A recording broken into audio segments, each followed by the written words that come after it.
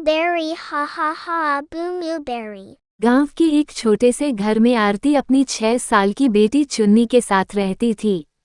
आरती का पति कई साल पहले एक हादसे में चल बसा था। तब से आरती ही चुन्नी के लिए माँ भी थी और पिता भी। आरती सिलाई का काम करती थी।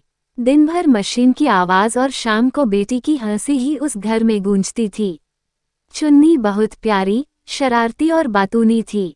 वो रोज अपनी माँ से एक ही सवाल पूछती, माँ आप इतना काम क्यों करती हो?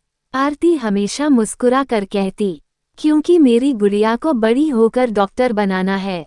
एक दिन गांव के मेले में चुन्नी ने एक गुलाबी रंग का दुपट्टा देखा। वो बहुत खूबसूरत था, सितारों से जड़ा हुआ।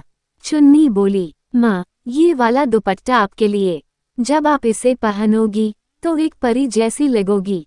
आरती ने प्यार से उसका सिर सहलाया और कहा, पैसे बच जाएंगे तो जरूर लेंगे बेटा। लेकिन अगले दिन चुन्नी ने वो दुपट्टा मेले की दुकान पर नहीं देखा। वो मायूस होकर लौट आई। कुछ हफ्ते बीत गए। एक दिन स्कूल में चुन्नी की फीस भरने का आखिरी दिन था। आरती के पास पूरे पैसे नहीं थे। उसने अपनी एक कीमती सिलाई मशीन गिरवी रख दी।